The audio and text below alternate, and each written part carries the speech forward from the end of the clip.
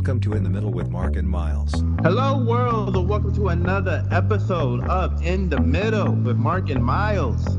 Machete. I'm your host, Miles, with my co-host, Mark. Yay. How are you holding up, Mark? Oh, I'm awesome. I am just awesome. How many days has it been since you've been on lockdown? I haven't left my apartment in exactly 9 days. Oh, man. Oh, gosh. Yeah. How does it feel? Well, I don't think I can explain it to a general audience because I don't think it'd be PG rated.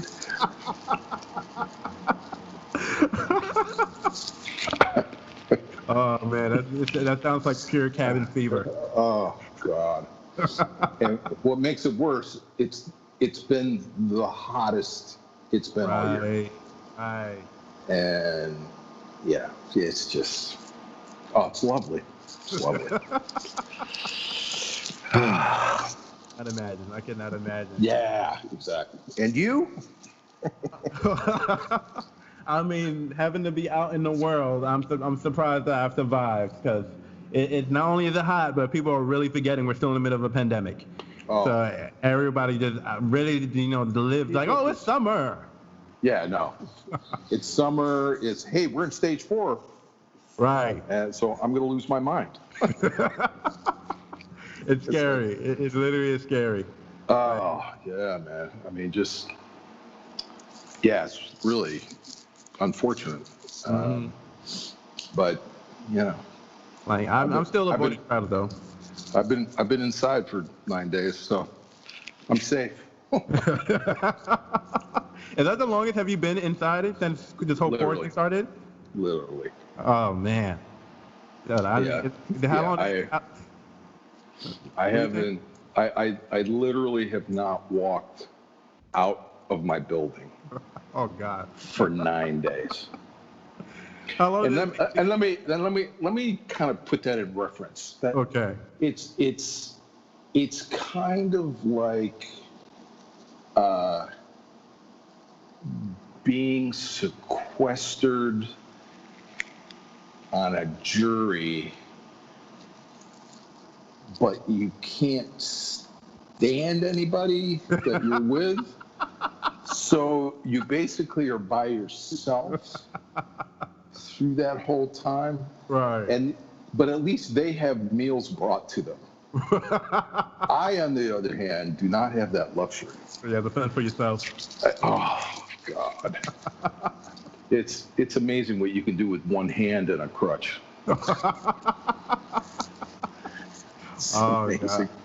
How long did it take you to even accept, like, oh, this is my reality now for the next couple of days? Like, this is it. This is all I got right now. How long did it take you to accept that? Once I got out of the haze of having surgery, mm-hmm.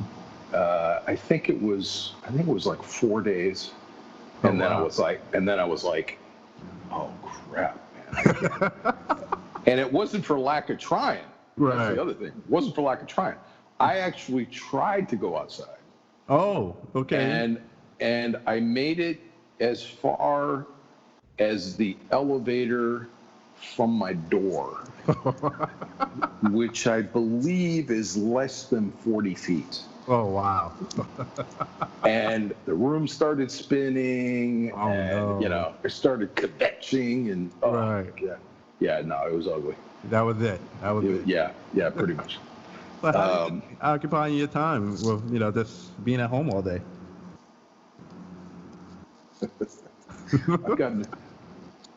I've gotten a new appreciation for enlightenment. Have a lot of self-realization. It's like they say that Buddha went into a cave for 20 years and came out enlightened, and I'm like, that is such horse shit. I can tell you right now. There is no way. There's no way. Yeah, 20 years alone does not sound. Oh, God. I can't even imagine 9, so 20. Sheesh. I can't imagine those guys that go in, like, in prison Right. and they go into solitary confinement. Right. You will lose your mind. Right. I'm going stir crazy, but I got stuff. Right. They have nothing. Right. Except their wits. Right. Did you see the Danny Trejo documentary I told you about, Inmate Number 1? Inmate Number 1. Well, let me tell you something. It's funny that you brought up the solitary, because there was a moment in the documentary where he was like, they put him in solitary and he was just reciting lines from Wizard of Oz, like, yes, I'm gonna get you and your dog too. Yeah. After he said, I was in my cell in lockdown, and I saw this writing on the wall. It said, "God doesn't exist." But God. Did you catch the part where he said it was written in feces? Right. I'm like, wait a minute. I gotta be in lockdown in an 8 by or a 6 by or whatever size that cell is, and they don't clean off the feces from the wall. Right. And you just start smelling that for like the next couple of days.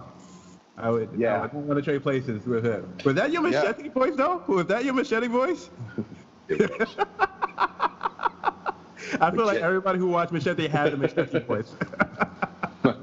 Machete don't text. That was good. That was a good part. That was a good part when Robert Rodriguez said that. When he ain't got the line for it. Danny kept calling him. He goes, right. He kept telling him, like, just text me. Yeah, just text me. Machete don't text. He goes, and then he was like, oh, that's going in the movie.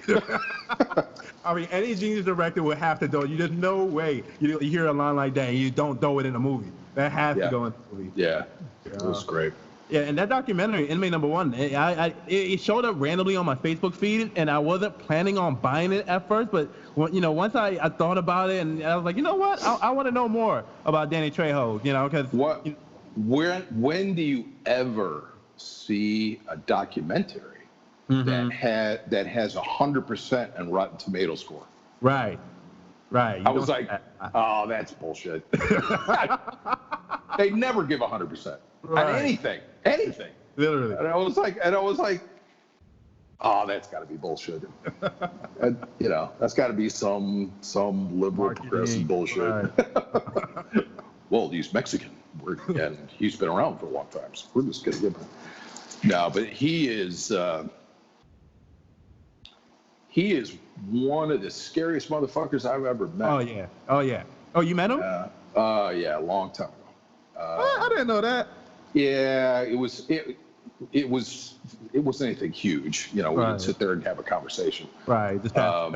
But he's not a big guy. Right, I can imagine. Let me tell you, he has that full. He can go full convict very quickly, very quickly. He's had an amazing life. Right. Amazing life. From really unbelievable hardship from his own doing. Right. But what I didn't realize is that he was a drug counselor for so many years. Right. I mean, it wasn't like 5; it was like 20. Decade. Right. And it was like. And they were, sending him around the country to guest speak and stuff. I didn't know that part. Right. When I first saw the beginning of it, and they talk about when he was a child, and he was doing heroin at age 12. I immediately sent the documentary to my brother. I'm like, bro, you think you got it hard? This guy was on some hard drugs. And he was doing that in the 50s. Right. Which. That was one of the things that it surprised me is like how old he is. Right. He's got to be like 75. Right. That's a grown man. But he doesn't act or look 75. No, he doesn't. Not at all. I mean, now this movie Badass make more sense because they had him looking really gray and old in that movie, and now I'm like, okay, right. it makes sense now. I get it why he looked that old in that. But he definitely don't look like that in real life. He don't look that old at all. I haven't seen any of those Machete movies. Really? No. Oh, No. I was like, really? I looked at that shit and I was like, that was like a bad version of Shaft, I mean, that was the point of it. It was supposed to be. No, I know. But I didn't realize like how popular they had become. Right. And that, they decided that it was going to be like the black exploitation movies, right, in the in the 60s and 70s, but there was going to be Mexican, and they just went, and they said they were just going right over the top with the violence, like right over the top, and then they were showing clips of that. I was like, in the first opening scene, they said, well, in the opening scene, he goes, oh Jesus. I'll tell you, when that movie came out, I was so excited. I must have been at least maybe in my early 20s, maybe 21, and I just couldn't wait for that film. I just couldn't wait because I grew up on Robert Rodriguez films. He was probably one of the first filmmakers that made me believe that I can make films because all his DVDs would have like these film school lessons on there. So like, hey guys, all you need is a camera, some sound effects, and you can make a movie too. So growing up, I was just in love with films. Dude, what's up? Dude. You're such a nerd. Oh my God. I am what I am. You're having an outward bromance with Robert Rodriguez. I spoke to him once. I spoke to him on Twitter, and I was like, hey, man, I got to tell you. Like, he taught me everything I know, and now I'm teaching other kids what you taught me. And he was just like, oh, man, that's great. I love hearing stuff like this. But then he wouldn't respond to no more messages after that. So I was like, can you imagine? Yeah, can you imagine how many he does? Right. I'm pretty sure. He gets like all the time. He's too busy. He's too busy answering the phone from Danny. Right. Have you seen Desperado? That was one of the first. Yes. That was my first introduction to the adult films of Robert Rodriguez, but also my first film with Danny Trejo. Because before that, I didn't see Con Air. I didn't see Blood In and Blood Out. I don't think I saw Heat at that point either. Cause I think I saw Heat when I was like 16. So I think I was like maybe. Heat was probably one of my top 3 movies.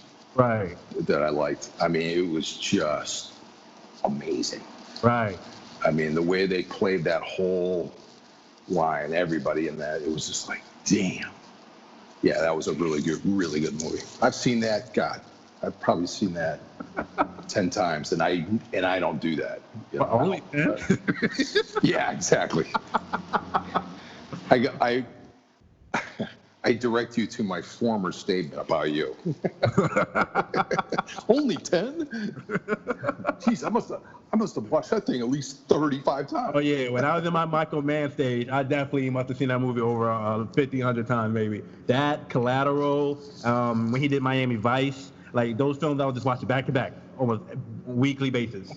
Especially when I had my huge Al Pacino phase. When I was younger, I had especially when I was 16, I had I just want to see Pacino all day. So it was like, if Pacino was in it, I'm watching it. And it was just, Fredo, you broke my heart.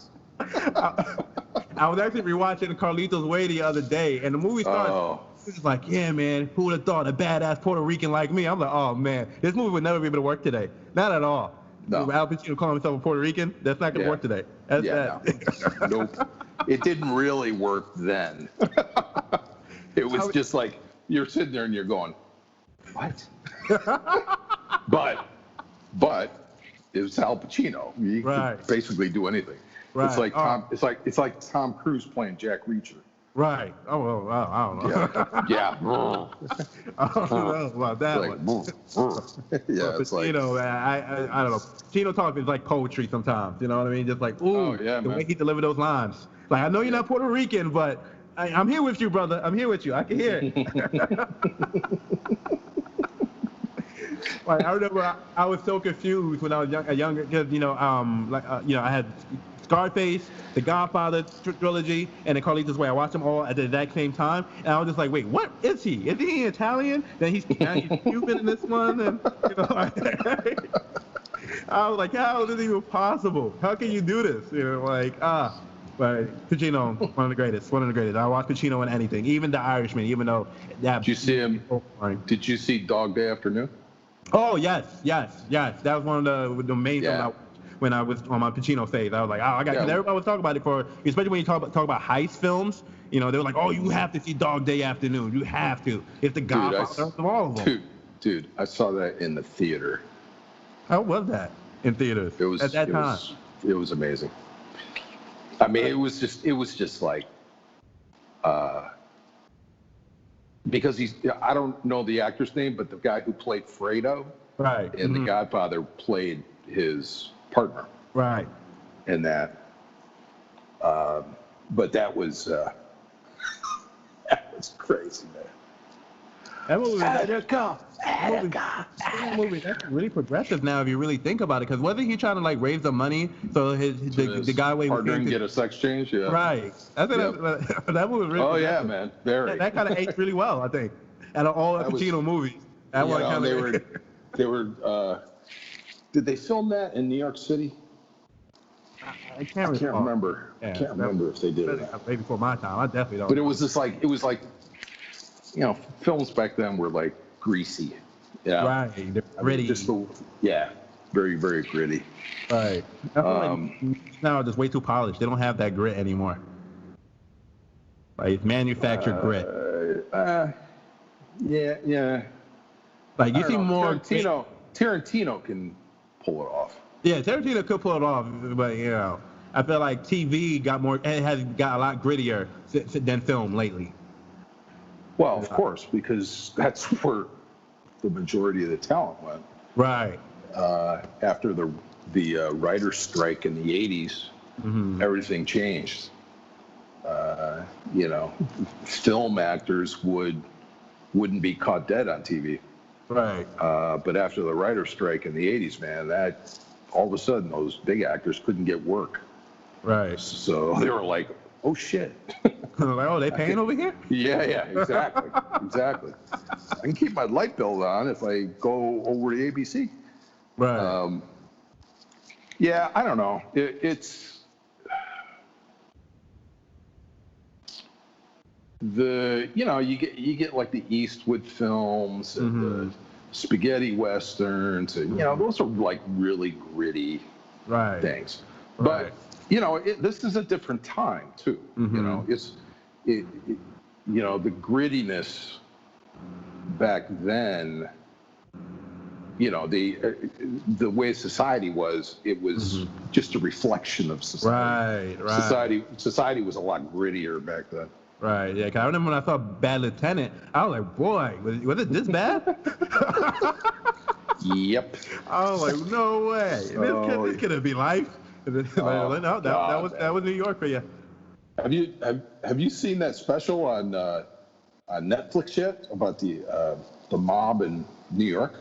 No, what's that one called? Yeah, it's I can't remember the name of it right now. It just came out. Right. Okay. But it's basically a documentary of the mob and how they controlled New York City. Right. Which then spread out to other areas of the country. But Giuliani's on there and some of the other guys. And that was his rise to power. Right. Was he went in and fighting the mob. Yeah, and just he went in with Chertoff. He was I think under Obama he was a director of the Department of Homeland Security, I think. Right. I can't remember his first name. But there was two other guys. So there was this group of four, Giuliani and these three young attorneys that basically took on the mob and that was the first time that they had used the RICO statutes on organized crime. It was really fascinating when they start talking about how they went about dismantling it. They stopped going after individuals. Right. And then, in this documentary, they show you that, here is the 5 families of New York, and here's the structure. There's the boss, there's the underboss, there's the captains, and then there are the soldiers. Right. But then they find out through surveillance that there's this thing called the commission.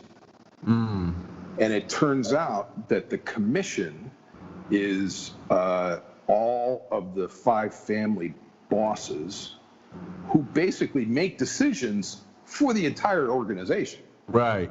And when that came up, then Giuliani came in and said, that's what we're going after.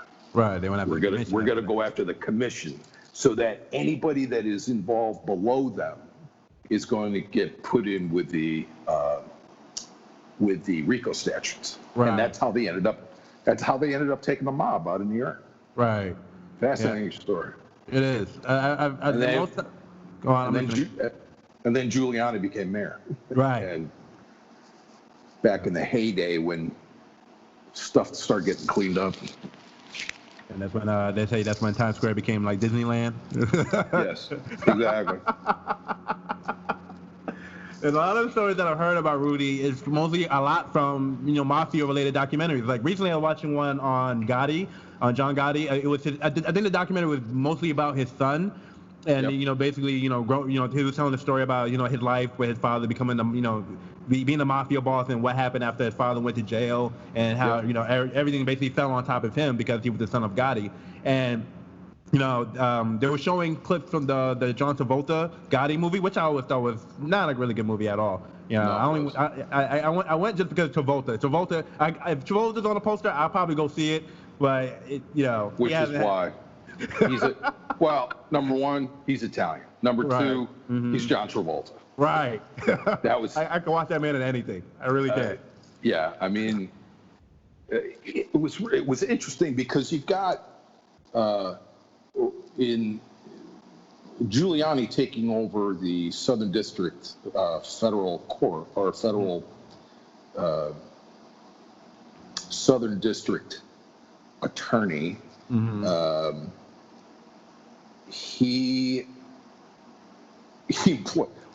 Half his team was Italian, right? Which I didn't realize, and I was like, that's interesting. How's that? Giuliani, right? Yeah. So the Italians take it down Italians. Yeah, and it's interesting getting perspective. But they always said that his team was always saying that he was a media hound. Yeah, so anytime that he could get in front of the camera, they all knew that he'd be in front of the camera. But look, he was just laying the ground to become mayor. That's what he was doing, basically. And that's what he ended up doing. He did an amazing job. Worked for him. It worked for him. Yeah. Well, he was the right guy at the right time. Right. Especially for the way New York was at that moment. Yes, the city needed cleaned up, and he came in and did that. Right. Doesn't matter if you agree with how he did that, and how many people were oppressed during that time, but you take how the city was back then and how it is like today. I would much rather have it like it was. Right. Would you like it? Would you rather have it where it is today, or have it was back before? No, when he cleaned up the city, right, is how I would like it, because it is not like that today. What's the difference? Well, I want to be able to pick up a phone and say, I got some dude pissing on my building and having the police come out and do something. Right. Okay, I get it. Right. But under our current administration, de Blasio, he basically has neutered the police. So quality of life laws are not enforced. Right. So now we have not gotten as bad as, let's say, San Francisco, or Yeah, I've heard San Francisco got like a really bad homeless problem out there. dude. Like they Dude, literally they have Skid Row. Dude, let me tell you something. I lived in San Francisco in the 90s. Right. Okay. They had a bad problem then. Mm-hmm. And it doesn't even hold a candle to what's going on out there now. Yikes. I mean, it is unbelievable what they're getting away with out there. Right. And and I'm only going to get political for a second, but if you look at all of those cities that this is an issue, they're all progressive democratic cities. Every one of them. So all those Skid Rows are like basically just Chaz under a different name? Yeah, exactly. They've been Chaz for decades. Right. They have a term for it. Yeah, I mean, California is sliding right off the map, right? Because of all the literal shit that they have going through their streets. Seattle, Portland, they're all the same, right? And it's very unfortunate because California is a beautiful state, man. Beautiful state. I didn't know how bad their homeless situation was until I saw it was two films. I think it was one called Where the Day Takes You, and another one called The Soloist with Robbie Downey Jr. and Jamie Foxx. Yep. And I was watching the behind the scenes of the film, and they actually went to where the homeless are, where all the Skid Rows, and I was like, wait, this is real? That's real people? And I couldn't believe it. Well, the thing like Skid Row has been around for a long time. Right. And it has been, an area where like the drunks would go. Back in the day, that's what you would call them. They were because a lot of them were just, alcohol, heavy drinkers, right? But now you got a whole bunch of drugs. Over time, it's now those 2 blocks, let's say, of Skid Row. Have now gone all the way to the courthouse, which is on that same road. Wow. Insane. They had, look at this. Last summer, they had 8 reported cases of typhus. Typhus? Do you know what typhus is? No, I don't think I heard that one before. It's because it was eradicated in like the 20s. Oh, wow. They brought something back to the 20s? It was a medieval disease that was passed by rodents. Wow. And it had taken out about 1/3 of the population of the world. Right. Wow.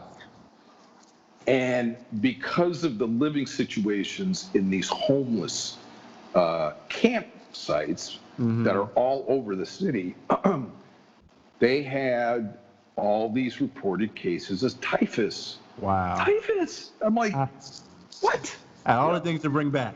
No, exactly. Exactly. That's the wrong nostalgia, people. That's the wrong nostalgia to bring. I mean, I don't know about you, but if you go to the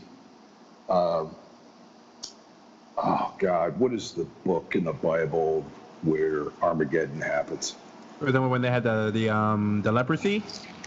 Yeah, it's like the 7 seals. Oh, okay. I can't remember what part of the Bible that is because I'm not a good Christian, or I'm just old. but basically, they're over this past year. It's like, okay, we have 5 of the 7 seals that have been broken. Right. You get the locusts, and the famine, plague, pestilence. I mean, all that shit's happening, man. Right. I mean, literally happening. I mean, all the pestilence with the locusts in frickin' where was that? In Africa. And it's just end of days, man. End of days. This is it. It's funny because one of my favorite movies is Arnold Schwarzenegger in End of Days, and since all this been happening, I haven't had the heart to rewatch that movie. I was like, you know what, life is getting too close to. I think I could be. I'm okay with it's like when this shutdown all started happening with the pandemic, and people were watching Contagion. Oh, yeah. I was one of them. Why would you do that? Why would you do that? It's like, yeah. No. This is probably the worst thing that you've ever seen in your lifetime. But you know what? I'm just going to double down and I'm going to terrify myself by watching this movie. Hey, you know what's funny? Contagion wasn't the one that really affected me too bad. It was Outbreak that made me like, I should be like. Outbreak is the reason why I'm not going to the movies when they're reopened. Like that one sequence when they're in the movie theater, it's like, oh man, it's like laughing, and then what's on this seat? I'm so terrified of going to the theater just because of that one sequence in Outbreak. I was like, nope, I'm not doing it. Actually, this weekend will be my first time actually going to, well, not an actual movie theater, but I'm going to a drive-in this weekend to see Harlem Nights with Eddie Murphy and Richard Pryor. That's going to be maybe the first movie I've seen in any crowd since. You know, and the crazy thing about it, like, that's how I know I really miss the movies, because that movie is not on my top list of top Eddie Murphy movies. It's not on my top list for, like, top black films, top comedies. It's nowhere on any of my top films list. But because it's a, outdoor film and I could be in my car, I was just like, you know what? It's because you're jonesing. I'm jonesing for a movie, man. I'm jonesing. Like I can't get my normal fix, so I got to go the other way. I got to go to withdrawal. I got to go to the methadone clinic. Oh, God, so I got to go to the drive-in. Right. And I was like, you know what? It's around the corner. It's not too far from my home. I do love Eddie Murphy. Fine, let's go. I'm gonna go do it. Let me go see it. But it's literally not my, like, at all my Eddie Murphy films, that's probably nowhere near on top of my top Eddie Murphy films. Well, or even gangster films. Like you know me. I was listening to Scarface and The Godfather through the womb, but this Harlem Nights did not take. It doesn't cut it. It doesn't cut it. Through the womb. Oh my God, you need to kill me. I'm telling you, my mom will come one day on the show and she'll tell the story. I'm telling it. That would be awesome. That would be awesome. She and I, we're gonna bond. We are gonna bond, no question. Did I ever tell you the story when I found out that she had me hearing this stuff through the womb? So around that time, like I tell you, around when I was 16, when I had the Al Pacino phase, this is when I was really in theater. I'm like, I want to be a thespian actor. And I'm like all the way in. And this guy was selling a whole bunch of DVDs. Dude, hold on. Did you just use the word thespian? Yeah, I think that's a phrase. It is. That's not a thespian actor. That's not a thing. Yeah. Nerd. You're such a nerd. Like, I just proved I was doing the drama stuff that one.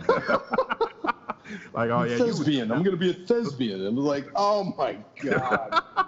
Oh. Hey man, I love my craft. What can I say? Well, there you go, man. Better to love that than crack. Right. I mean, things could be a lot worse. No question. Right? Like, that's why I sent my brother that Inmate #1 documentary. I was like, hey man, this guy was on like my hard drug at 12, bro.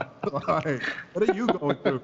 This man was like, you ain't got shit over this guy, man. I over Danny. Anytime anybody's gonna tell me some shit about their life, I'm gonna point out Danny. Like, I don't know, man. I've heard about exactly some things, but Danny seen some things. When they talk about when they're talking about all those like alpha guys from Hollywood, and they're doing I don't know what was it, Con Air or something. Everybody's like talking about how bad they were in certain times of their lives. And, and who was it that Nick Cage who said? Yeah, Cage walks up and looks at Danny, looks at these guys and goes, well, I don't know about you guys, but that's the guy I'd be more afraid of. I mean, if you look at that cast, who else would you be more afraid of? It was definitely Danny. Danny had that look. It was just like, oh man, that's not the guy you want to mess with. But what a humble dude, man. Very. Just humble dude. And when he talks about Charles Bronson, right. Oh, it was like awesome. Or De Niro. Right. See, this is what I didn't know about the Machete movies, man. Mm-hmm. Oh, that De Niro in it Was like De Niro and Mel Gibson and these big time actors were in them. I had no idea. It's a great film. Well, the first Machete, I would say, is a great film. That second one, I was very disappointed in. I was like, okay, now you're going the Spy Kids route with this one. But that first one, it was on, like, if you love exploitation films, the old Grindhouse films, Machete was everything. It felt like it belonged in that era of films. But the second one, I'm not a fan of. But what I was saying, well, Pacino. So one day. No, it was a week actually. Now that I remember, it was a week. So every day I would come home from school and I was watching a different Pacino movie. So one day it'll be Carlito's Way, then it'll be The Godfather, Godfather Part 2, Godfather Part 3, and Scarface. And my mom came home one day. Usually she didn't come home at this time, but some reason that day she came home early. I think she was sick or something, and she just froze at the door because she's hearing all the the amount of fucks that was coming out of Al Pacino's mouth in the movie. So she just freezes like, wait, I know that voice. I know that. And then she comes in and she just freezes at the door. And she just sees me watch the movie, and I'm just like, "Oh, hey, Ma!" And you hear all the fuck, all this, and she's just sitting there, and she's just staring at me. So I'm thinking I'm in trouble because of how much cursing is going on in the movie. Because I'm like 16, and so I'm like, "Oh, I'm sorry, Mom. Is this movie offending you? Should I, stop it, pause it, whatever?" And she was like, I used to watch this movie when I was pregnant with you. Like, I was like, what? Like, I used to watch this all the time when I was pregnant with you. And then like the next couple of weeks, I kept rewatching Scarface because I was just in love with Brian De Palma's directing with Scarface and Carlito's Way. And she thought it was something that she did. She's like, oh my God, I ruined you. I ruined you. You can't stop watching this movie now. Like, this is all my fault. I'm like, no, Mom, no, don't worry. I'm not gonna become a drug dealer. Don't worry. I'm not selling drugs tomorrow. Like, that's not what I'm getting from this movie, Mom. Relax. That's not what I'm getting from this. Yeah. I might be an actor portraying a drug dealer. Oh yeah. My first movie, like, because of films like Godfather and Scarface, I was so set on like my first movie's gotta be a gangster movie. It has to be. God. Because Robert Rodriguez taught me that you gotta use what you got. So I'm like, all right, I live in the hood. I got some prop guns. There's definitely some gangbangers outside. Screw it. We're making a gangster movie. Let's do it. And I didn't even realize how crazy it was until one of my actors who had no gang affiliation, haven't really been in the hood. One day she just came to me and she's like, hey, are those guys really, like, gang members? And I'm like, oh, shoot, yeah. I'm sorry. I should have gave you the heads up. Yeah. You should have given me the heads up. Like, oh, yeah, I'm sorry. They're not actors. They're not. Yeah, no, that's them. Just but it be worked nice to them. The end. It really worked out the end because nobody could tell who was the actors and who wasn't when they watched the film. They're like, wow, you had a really great cast. And I'm like, you know. Only half of the people are acting. Yeah, exactly. My mom still has horror stories when she thinks about it because we have bank robberies and everything. She's like, there's no way I would be able to make that film now in the current climate of just in general of how New York is. No, you just get shot. Right, basically, yeah, on the spot. Yeah. No, exactly. And that's the crazy thing about it. It's like, stop and frisk? No. It's going to be shoot. And then, what are you doing? Right. And it's crazy because I didn't even think about it until recently because the first day, was it the first day? I want to say it was the first day of filming. And I wanted to get the bank robbery out the way. And we have a ATM area not too far from here. And I knew, because it's in my small neighborhood, I'm like, okay, the mall usually closes around this time. The ATM will still be open. We could go in around this time and shoot this quick bank robbery. I have 3-4 actors in there. My lead actor's supposed to come in with the gun, do the robbery, and get out. We should get it done in one take. When he got to the bank and realized that we were not only in the actual bank, but we had no permits or anything, he was like, I'm not doing this movie, bro. I can't. And because it was the first day, I'm just like, what? I'm a young man, man. I can't go to prison. Right. Because that's federal time. And all I said was, here, hold the camera. I'll do it then. And I just always think about the people who came, who would want to go to the ATM and they saw us making a movie and they're like, it's okay, we'll wait. Yeah, exactly. Yeah, we'll wait. We'll wait as they're calling. Hi, police. This is, I'm at the corner of... Right, there's a whole robbery going on here. I can't tell what's going on. And I'm lucky enough, I was smart enough when I walked into the bank, I had a huge sign to point to the camera like, hey guys, we're just making a movie. So I've never got any calls about that. Even funny enough, I even have a scene in the precinct when I escaped the precinct, and something told me I wasn't going to get the permission to shoot the scene. So I was like, guys, before we go in and ask, just get a shot of me running out the precinct real quick. And they're like, what? I'm like, don't worry about it. I know what I'm doing. I got this. And walk right in, run right back out. And there's everybody just terrified, like, oh shoot, you're about to die, you're about to get arrested.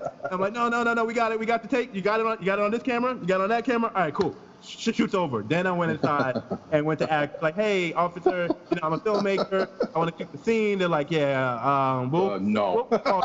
We'll call you. They never called me. They never reached out to me. But I got. They're like, it's like, get out of here, kid. It really was. It really was. Yeah. It's like, yeah. Oh, yeah, okay, yeah, we'll call you. But the thing was, especially at that age, I was just like, so like those gangster movies were just so like, the way I looked at them, I didn't see them as gangsters. They were more like badass entrepreneurs. You know what I mean? It wasn't until I was older I started realizing what's wrong with those images of a gangster. Entrepreneurs? Yeah, they were badass entrepreneurs. That's how I looked at it. Wow. Okay. It was years before I truly understood what was wrong with the image. Because I think it was when I was watching. It's probably because half of your neighborhood was right. Everybody was about that life, right? Yeah, just like that. It was like that was the culture, quote unquote. And it wasn't until like the older I got, I'm just like, there's something completely wrong with this being our culture. Like, why are we teaching each other? We gotta rob, we gotta steal, we gotta pimp. Once I got the gangster movie out of my system and made the movie, when I was able to realize what was wrong with the image, especially because, I was portraying my own neighborhood as, like this crime-filled neighborhood, and in reality, my neighborhood wasn't really that bad. There's mostly elderly people here who are retired, people who are raising their families, there's a small bunch. Of course, there's bad apples everywhere. Were they retired gang members? Or no.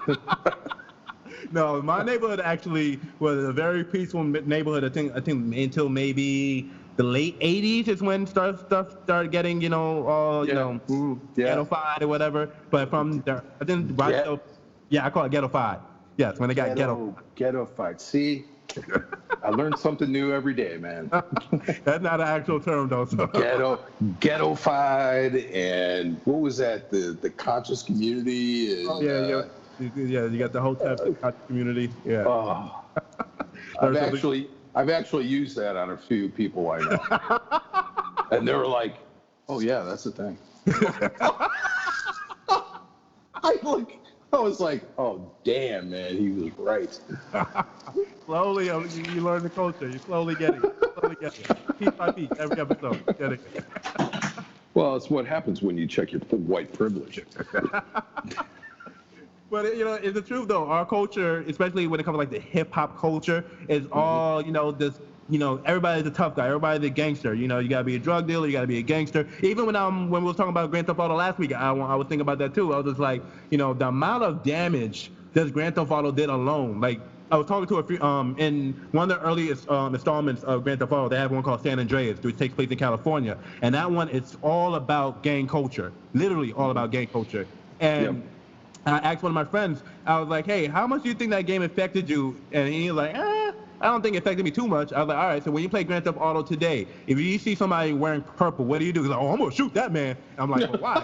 And I was like, that's what they taught you to do in the early game. Like, you see someone wearing those colors, you went after him, and he didn't even think about it. He was like, wow, I didn't even realize that still affected me that way.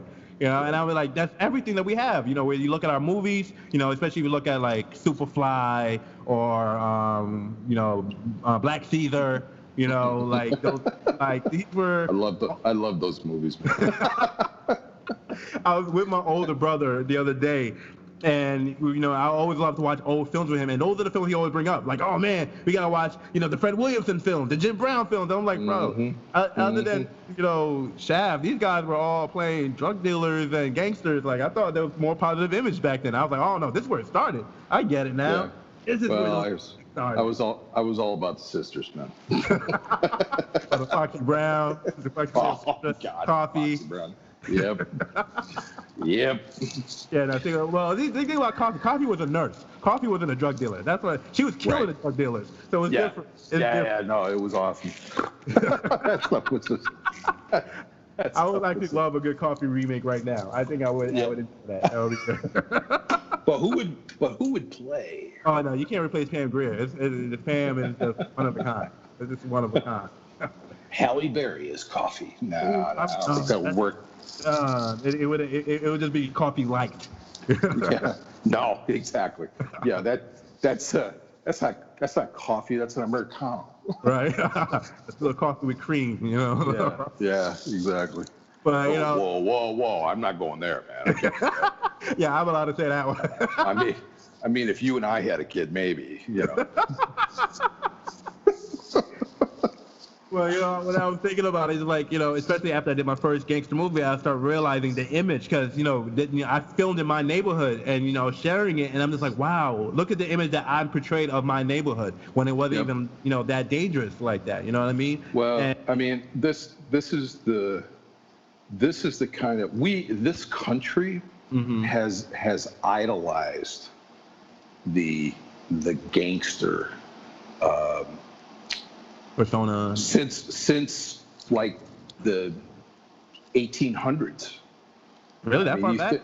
Oh yeah, man. Oh, I thought it was like think about Billy the Kid. Oh right. I mean, Billy the Kid, man. They wrote. They're still writing about Billy. Books about him. Right. Like they were almost like comic books. Right. About him. I don't know what the genre of the writing was, but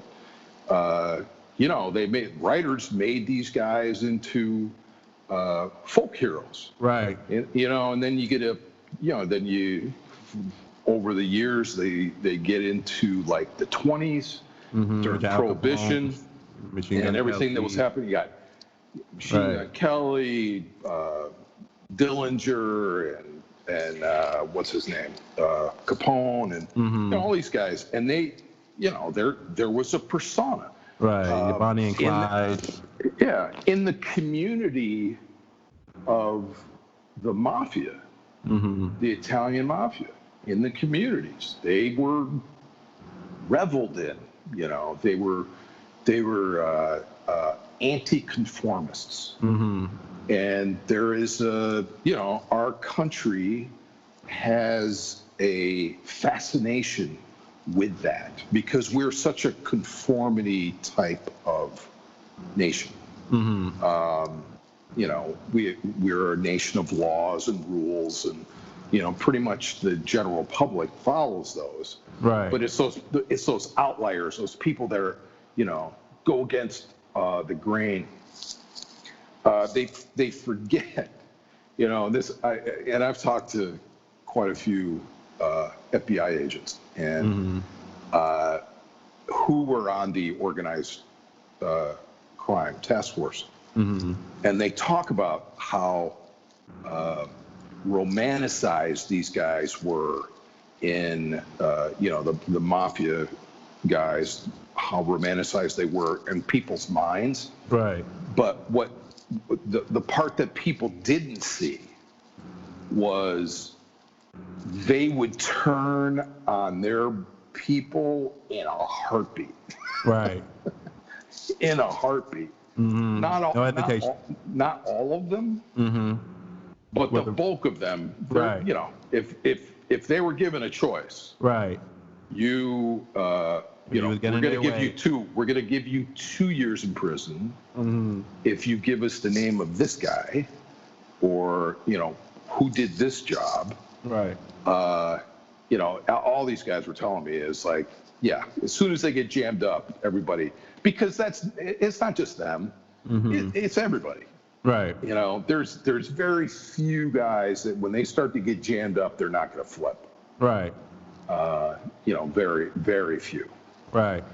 And I'm more reason why I stayed out of that life, because I'm like, if I got to look over my shoulder or got to worry about I got to testify one day, then there's no reason for me to get in now. I'll stay away.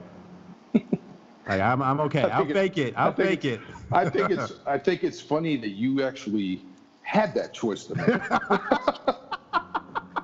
You know, when you think about it, because I mean, for me, I never, that wasn't even An in opportunity. the universe. That wasn't even a universe of my world. Right.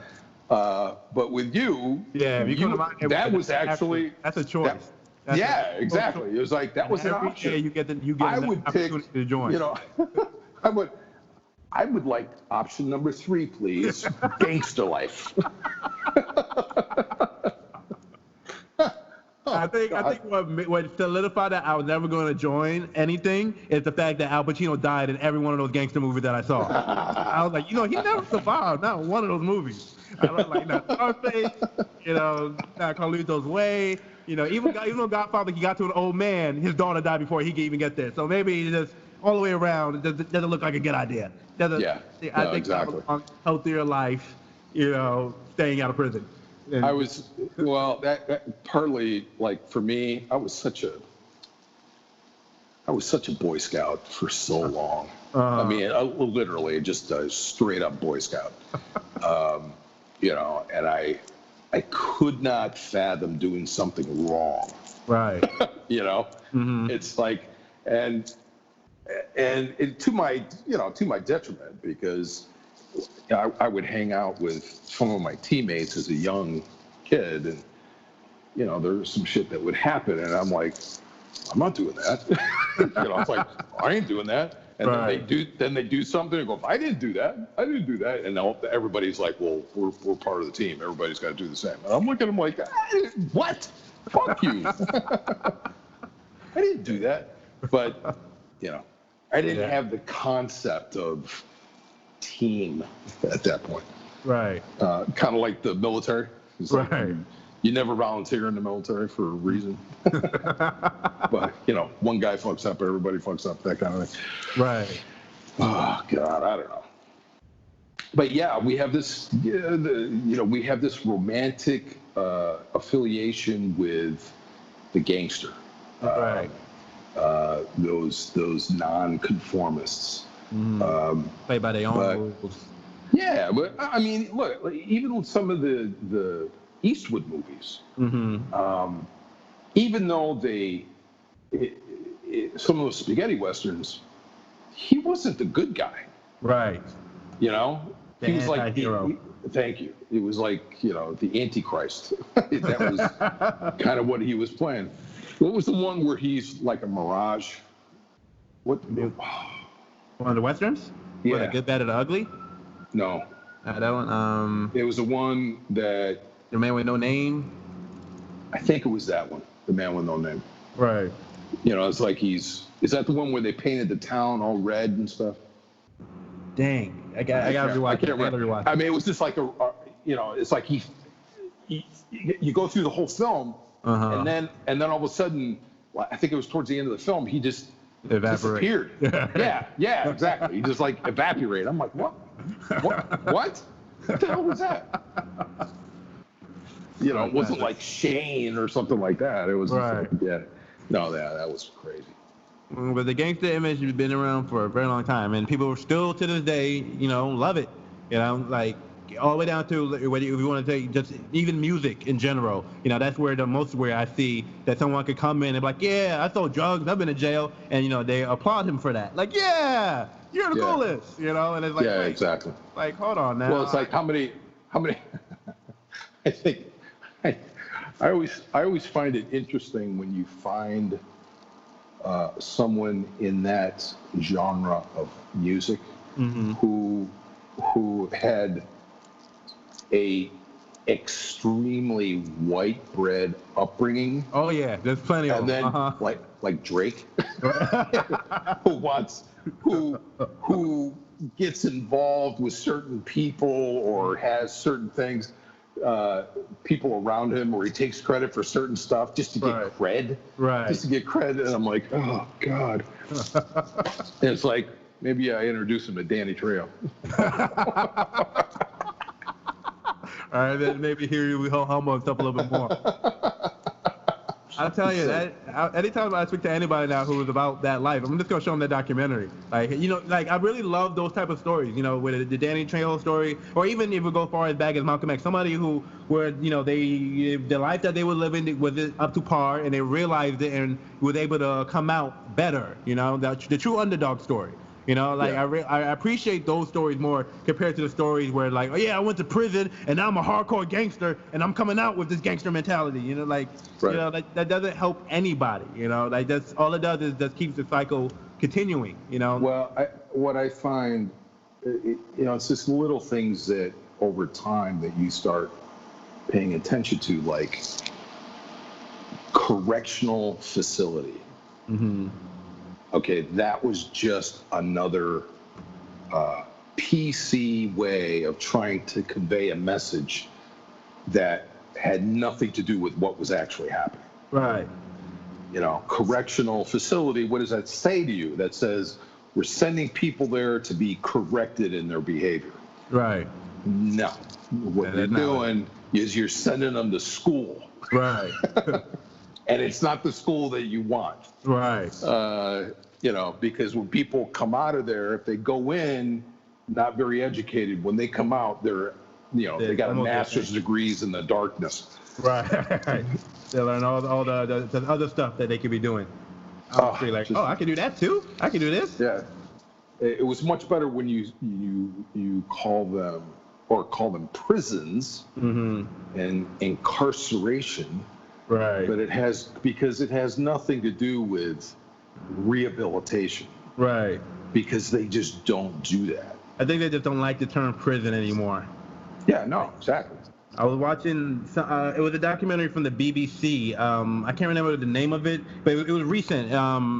There's a group of, I think they were Muslims in China, right? A very small part of China. I forgot, it was like Wuhan or not Wuhan. That's where the COVID comes from. Yeah, it's up in the northwestern part of the country. Right, you know what I'm talking about. Yeah. Right, and you heard the stories about how they took a bunch of people and basically brought them to these, basically their concentration camps, and they're like, oh no, this is not prison, this is not concentration, this is a re-education. Right, it's re-education. It's vocational, education, Well, that's totalitarian governments have re-education.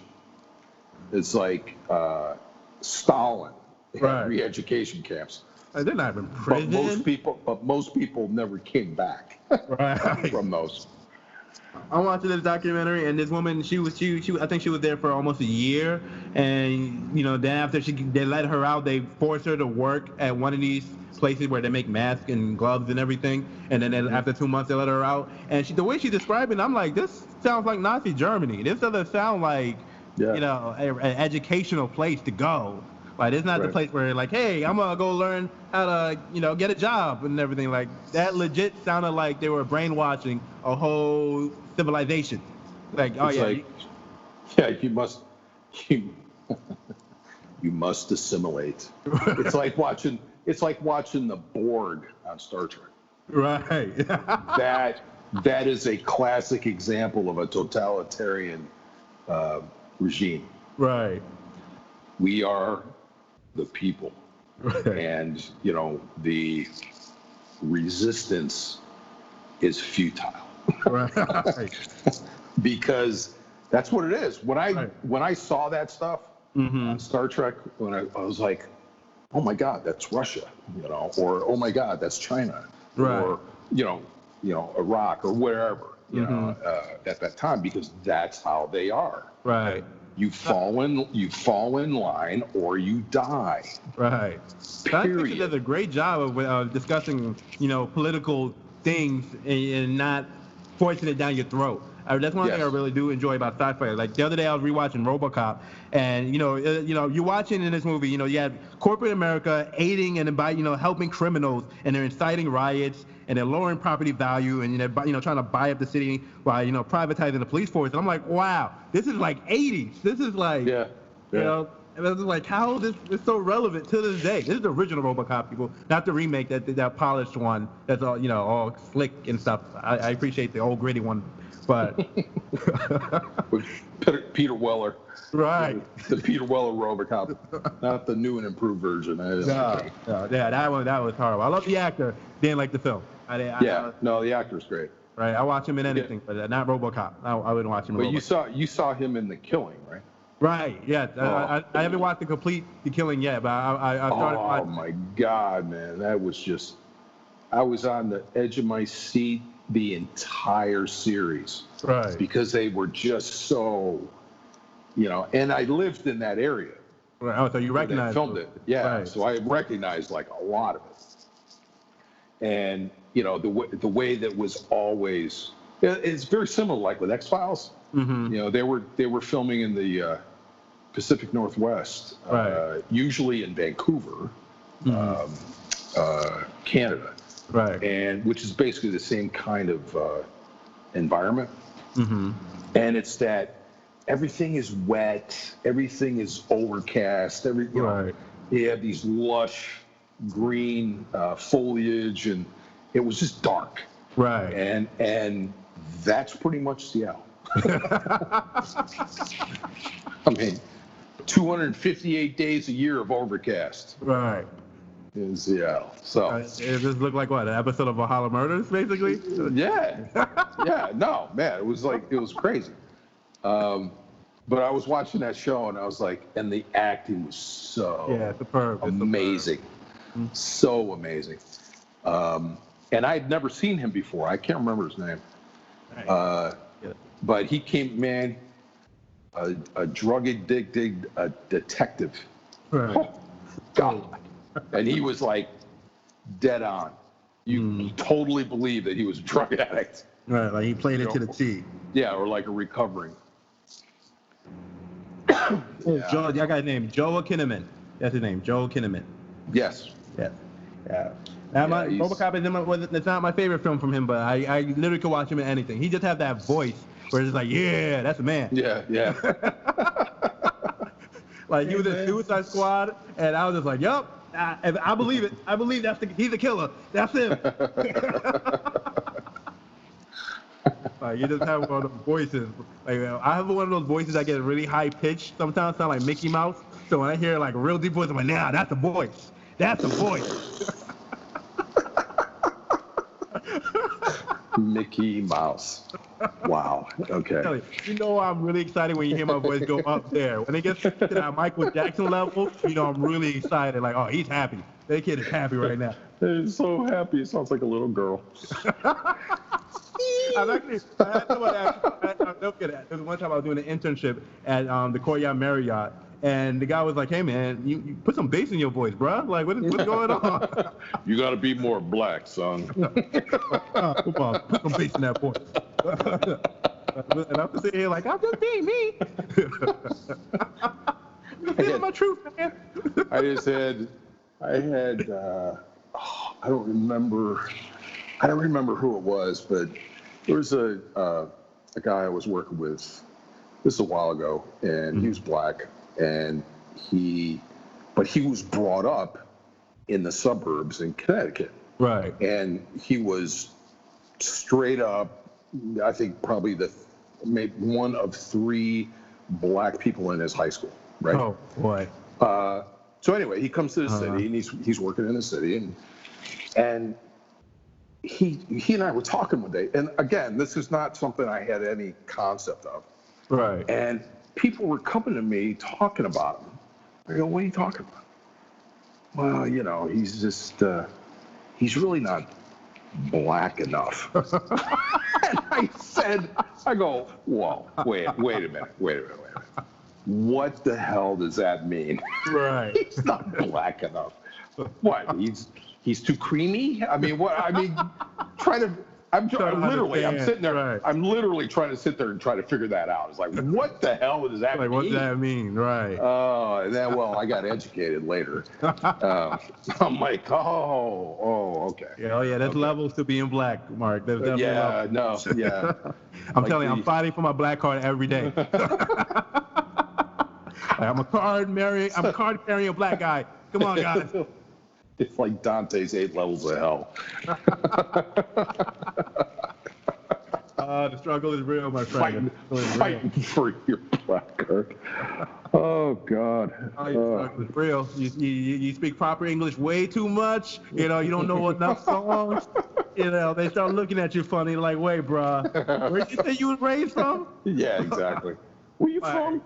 Like, I had to start pulling out stuff from every corner. Like, okay, you proved it. You one of us. And instead, I have to go through these things. Like, bro, I really have to go through the worst of the worst just to prove my blackness to you. And apparently, that's the case. Yeah.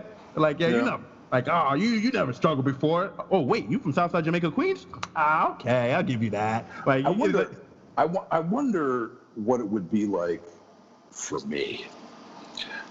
It's like, I'm sorry, you're not white enough. What the fuck would that mean?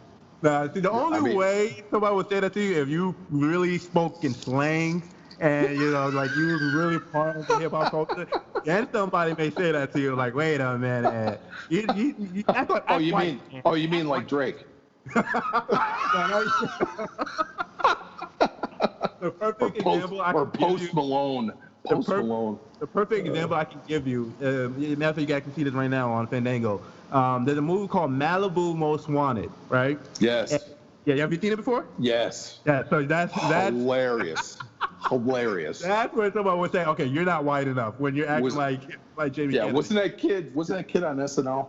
No. He had a show on, I think it was on WB. It was called the Jamie Kennedy Experiment. It was like part sketch, part, candid camera. He was dressed in different characters. That was hilarious, dude. I remember that. I watched that movie a few weeks ago for the first time in like almost 10 years, and I was the jokes that I didn't understand as a child that I get now. I was like, wow, this movie was bold. This movie was really bold for some of these jokes. I thought it was just hilarious. The whole thing, you got, the real street guys, then you got the black guys who are actors pretending to be street guys, and those are the ones that people will be like, hey, man, you're not black enough. Those are the Tay Diggs. Those are the ones that... Tay Diggs. Oh, and he was perfect in that film. Perfect. Tay Diggs. That's great. But I don't know, bro. To wrap it all up, you bring it back to Danny's documentary. The one thing that I really appreciate about that documentary when he was just like, if you do good things will come back to you. And that's the model that he went through for the rest of his life. That's what made him, start, doing the motivational speeches, which eventually led him to acting. Do good things for others. Right. That's the main thing. Good things will come back to you. Right. That was the main thing. And look how well it worked out in his life. He went from just being a drug counselor to, just helping somebody on set do a movie to actually being part of the movie and then actually starting a whole, film career. And then, to fast forward, here we are in 2020, he's in over, more movies than John Wayne now. Yeah, exactly. He got restaurants, he got record labels, and it just goes to show you, hey, that's one of the reasons why I've been sharing the documentary with people. I'm just like, even though he plays a tough guy, he's very humble and he cares about bringing good into the world. And I feel like we have more of that in the world. We wouldn't have so much of because he decided to be the change. Right. That's all it is. That's all we're asking people. Be the change that you want to see in the world. T-shirts to follow. Until next time, guys. All right, man. Take care.